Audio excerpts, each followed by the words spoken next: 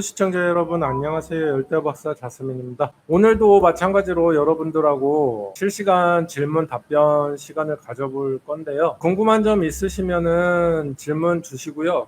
리리님이 질문 주셨네요. 첫 번째 질문인데 안시의 지느러미가 찢겨지면 어떻게 돼요? 라고 하셨는데 지느러미가 찢겼다라는 게 뒤쪽 지느러미 긴 꼬리 지느러미가 찢긴 건가요? 아니면은 옆에 지느러미가 찢긴 건가요? 옆에 지느러미가 찢겨가지고 부러지거나 이렇게 했을 경우에는 그게 이제 꼬리도 마찬가지지만은 재생을 하기는 합니다. 근데 꼬리 지느러미 같은 경우에는 굉장히 지속 시간이 오래 걸리고요. 꼬리가 찢어져가지고 이렇게 갈라졌을 경우에는 붙는 게 굉장히 어려워요. 그래가지고 거의 그냥 그 상태에서 낫지 않고 그냥 계속 이렇게 되는 경우가 많기 때문에 그런 것들은 시간이 지나면은 조금씩 괜찮아지지 않을까라는 생각이 듭니다. 지온린님이 새우랑 안시랑 키울 때 무로 환수를 하니까 새우가 죽습니다. 환수를 안 해도 될까요? 안시 같은 경우에는 환수를 자주 해주는 것보다는 조금 묵은 물을 좋아하기 때문에 생이새우를 키울 때는 조금 환수를 덜 하시는 게 좋을 것 같긴 한데요. 똥이라든지 이런 거는 주기적으로 치워주고 이렇게 하면서 하시는 게 좋은데 지금 새우를 죽어가는 이유가 거의 대부분 날씨 때문일 거예요. 날씨 온도가 굉장히 덥고 이렇다 보니까 환수를 할 때 이렇게 온도가 낮은 물이 들어가거나 이럴 때는 거의 쇼크로 해가지고 죽는 경우가 많아요. 물 온도라든지 환수할 때 이런 것들을 조금 맞춰가지고 넣어준다라거나 하면은 새우가 죽어 나가는 거를 조금 방지를 할 수 있으니까요. 그런 거를 생각을 해보시는 게 좋을 것 같습니다. 그 다음에 장재훈 님이 HB 화이트가 새끼를 낳았는데 4마리가 다르게 나왔어요. 혹시 다른 정도 나오나요? 몸 색깔은 루티노랑 비슷하네요. 거의 대부분 섞이지 않은 이상은 본 개체가 나오는 게 맞는데 이 개체가 어떻게 지냈느냐에 따라 가지고 섞여서 나올 수도 있고요. 루티노랑 비슷하게 나왔다라는 거는 HB 화이트라고 하면은 몸통이 검정색인데 검정색이 거의 하얀하게 나왔다라는 거잖아요. 루티노가 나올 확률은 굉장히 적습니다. 그렇기 때문에 루티노가 나왔다라기보다는 얘네들이 좀 섞여 있던 종이었을 가능성이 많지 않을까라는 생각을 해보네요. 일반적으로 고정구피라고 해서 들어오는 애들이랑 펜시구피로 들어오는 애들이랑 좀 차이가 있습니다. 저희도 펜시구피를 판매를 하지만 개체가 완전히 고정이 됐다라고 볼 수는 없는 개체들이 들어오기 때문에 완전히 섞인 애들이 나온다라고 하면은 문제가 완전히 심각한 거고요. 어느 정도 개체가 나오면서 조금 섞인 애들이 나온다라는 거는 그래도 조금 고정이 덜 된 애들일 가능성이 높지 않을까라는 생각을 해봅니다. 단우진님 달팽이가 엄청 많아요. 어항이 어떻게 하죠? 요거는 너무 많아졌을 경우에는 달팽이 제거제를 이용해 가지고 제거를 하시는 게 좋습니다. 달팽이 제거제 같은 경우에는 단시간에 해가지고 효과를 보는 게 아니라 한 2주에서 3주 정도 하면은 돌아다니는 달팽이들은 없어지지만 요거를 끊게 되면은 다시 또 달팽이가 많아지니까요. 달팽이 제거제를 쓸 때에는 거의 한 2달가량 알에서 부화하는 애들까지 전부 다 잡을 때까지 달팽이 제거제를 쓰고 환수를 해주고 이런 식으로 관리를 해주시는 게 좋습니다. 그 다음에 정혜진 님이 제가 구피랑 골든볼 라미네지랑 같이 키우는데 골든볼 라미네지가 한 마리 남아서 그런지 자꾸 구피를 공격하는데요. 같이 키워도 될까요? 원래 골든볼 라미네지는 조금 성격이 있는 종이고 남미 시클 종이기 때문에 같이 안 키우시는 것이 좋습니다. 성격도 얘네들이 그 영역성 때문에 공격하고 이러는 경우가 많아요. 그래가지고 남미 시클 종류 같은 경우에는 조금 걔네들끼리만 이렇게 해가지고 키우시는 것이 좋을 것 같네요.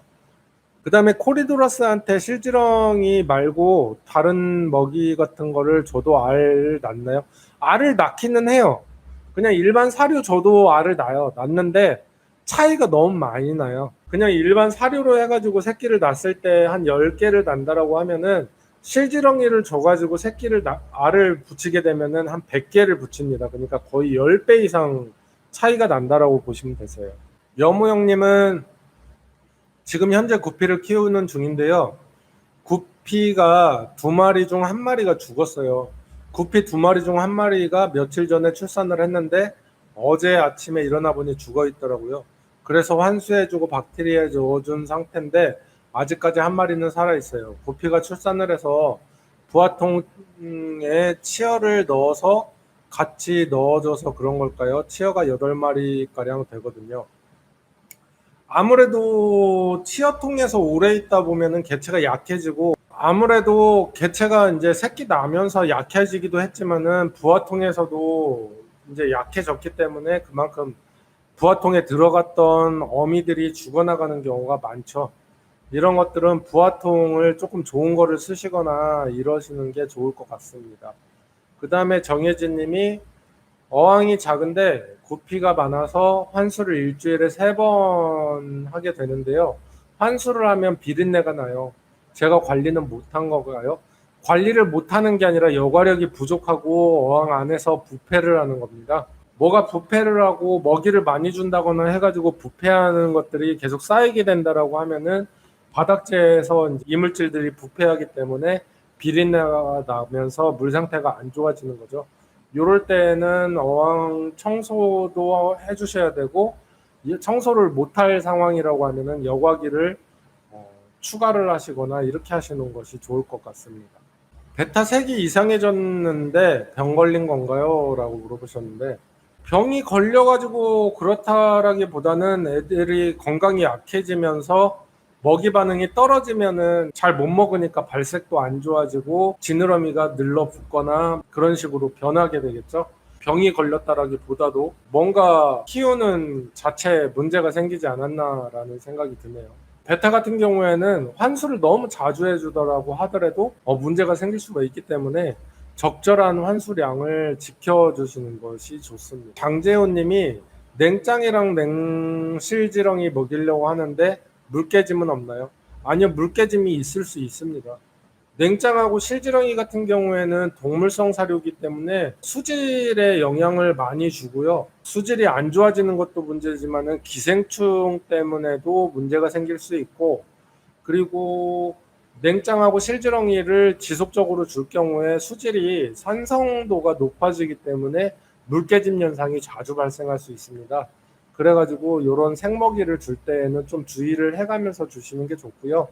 구피를 이런 거를 먹일 경우에 배마름이라든지 이런 것들이 발생하게 되는데, 이런 것들이 내부 기생충 때문에 발생하는 경우가 많아요. 생먹이를 줄 때에도 그런 것들을 염두에 두고 주시는 것이 좋을 것 같습니다.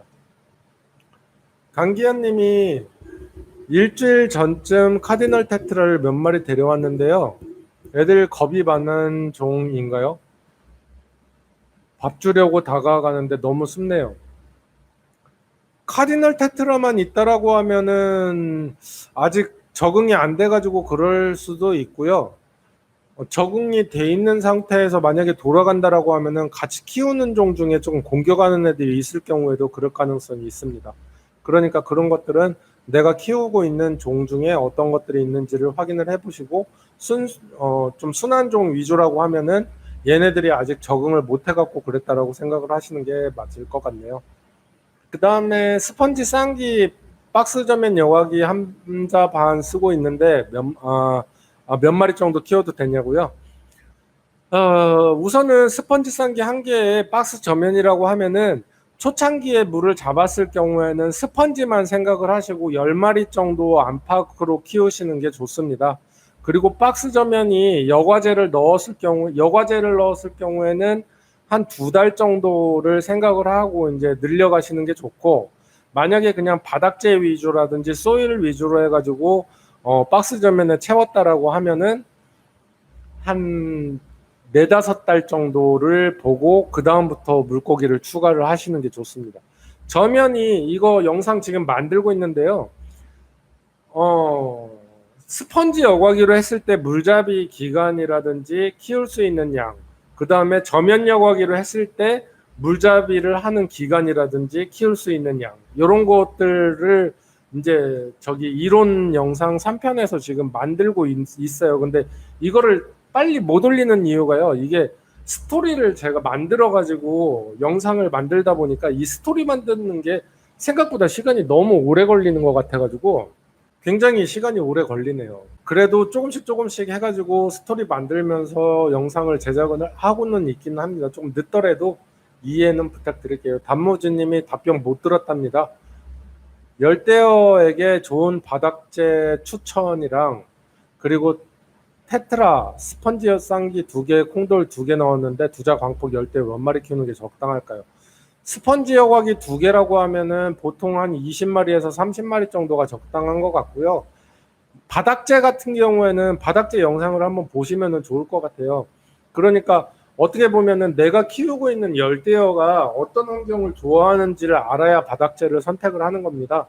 그러니까 남미 시클 종류 같은 경우에는 약산성을 좋아하기 때문에 보통 소일 위주로 해가지고 세팅을 한 다음에 키우시는 게 좋은 거고, 그 다음에 일반 구피가나라든지 이런 애들은 약산성이라든지 중성이라든지 다 잘 버티기 때문에 그냥 뭐 중성 소일이라든지 흑사, 왕사, 뭐 샌드 뭐 다 괜찮아요. 근데 만약에 시클리드라든지 니그로, 드보이시 이런 탕어 종류를 키운다라고 하면은 이제 약 알카리성을 좋아하기 때문에 그 알카리성인 산호사를 쓰거나 이런 식으로 대처를 해야 되는 거지. 열대어에게 좋은 바닥재를 추천해 주세요 이렇게 하면요, 어떻게 말을 하면 다 틀려요. 답이 될 수가 없는 질문인 겁니다.